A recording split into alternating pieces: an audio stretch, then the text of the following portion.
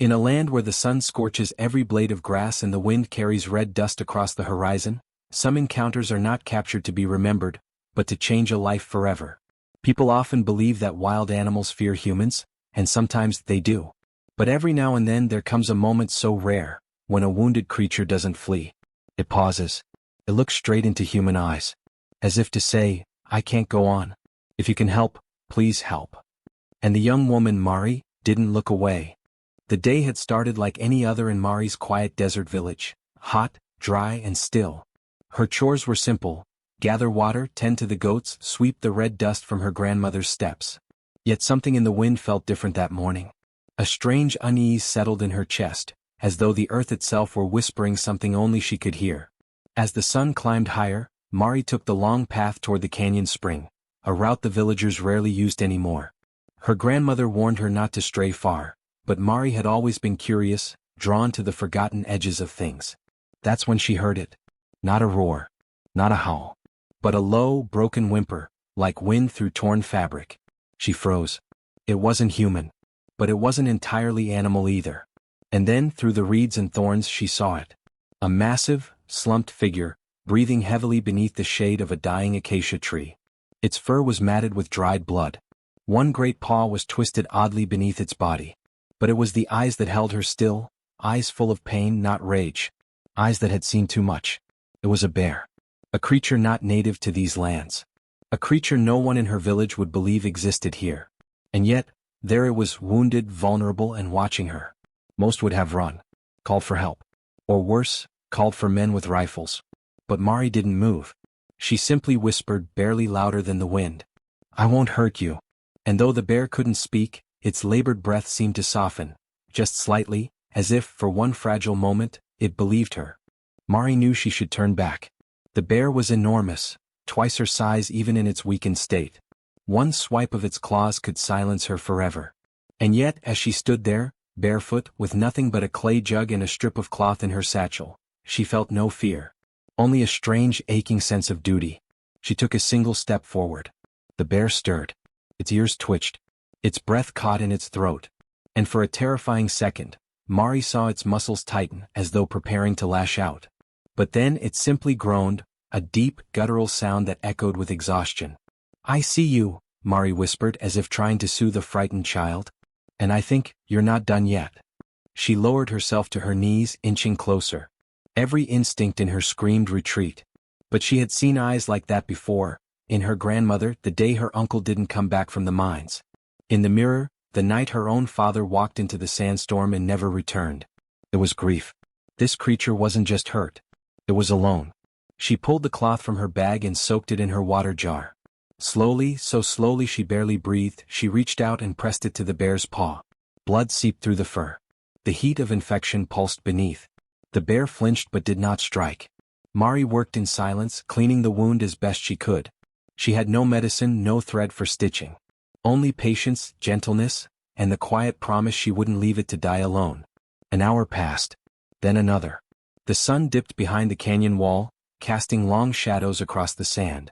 And finally, with the last of her water and strength, Mari looked the bear in the eye once more. I'll be back tomorrow, she said softly. I swear it. And then she left, not because she wanted to, but because she had to. Because this promise, though made with trembling hands and no witnesses, was now carved into her soul. It had been 2 weeks since Mari found the bear, 2 long, secret-filled weeks. Every day, after finishing her chores and pretending to go help her mother at the weaving house, Mari would sneak away, her small feet dancing across the familiar dirt paths that led to the cliffs. She brought scraps of food, leftover rice, dried yams, the occasional fishbone her father didn't notice missing. It wasn't much, but to the injured bear it was survival. The bear had stopped growling. Its breathing had steadied. The wound on its leg, though still swollen, had closed thanks to the strange green salve Mari had remembered from her grandmother's old stories, crushed wild mint, river moss, and her own tears of hope. She talked to it. Not with words meant to tame or command, but with the quiet honesty only children possess. She told the bear about the stars, about the boy who teased her in class, about her dream of one day leaving the village to become a healer. And the bear, though it never spoke, listened. Each time she knelt beside it, her hand near its paw but never touching, she noticed something changing, not just in the bear but in herself. She was no longer afraid of silence. She was no longer afraid of being small.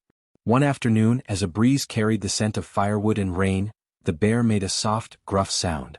Mari turned. It wasn't pain, it was something else. Thank you, maybe. Or a warning. Because just then, from beyond the cliff's edge, came the faint sound of footsteps. Heavy. Measured. Not hers. Someone else had been watching. The footsteps weren't imagined. From behind a curtain of trees, a figure emerged, tall, wrapped in weather-worn leather, a rifle slung over his shoulder. It was Mr. Bardo, the village's most feared hunter. His face was carved from stone, and his eyes, sharp as flint, narrowed the moment they landed on Mari. He didn't yell. He didn't need to. What are you doing here, girl? Mari froze. Her mouth opened, but her voice stayed buried somewhere deep in her chest. Behind her, the bear let out a low growl, weak but protective. Bardo stepped forward and the bear growled louder. I heard there was something out here, he muttered. Didn't expect to find you feeding it. His hand moved toward his rifle. No, please. Mari cried, suddenly finding her voice. It's not dangerous. It's hurt. It's been kind. Kind? Bardo raised an eyebrow. That thing could kill you without blinking. But it didn't, she said. Not even once. The air thickened with silence. Then Bardo did something she didn't expect. He crouched. He looked not at Mari but at the bear. Studied it. The scars. The swelling. The eyes that even now did not rage but waited. Mari could barely breathe. And then, Bardo stood, his gaze unreadable. 3 days, he said gruffly. If it's still here by then, I'll do what must be done. He turned and walked away, leaving Mari trembling, caught between hope and a looming deadline. 3 days. 3 heartbeats of time, stretched over a cliffside miracle. The countdown began. 3 days. That was all Mari had. 3 chances to save the creature who, against every instinct, had spared her. The villagers whispered of danger. Mr. Bardo's words hung over her like falling snow, quiet but inescapable. That night, under the pale gleam of the winter moon, Mari crept back into the forest.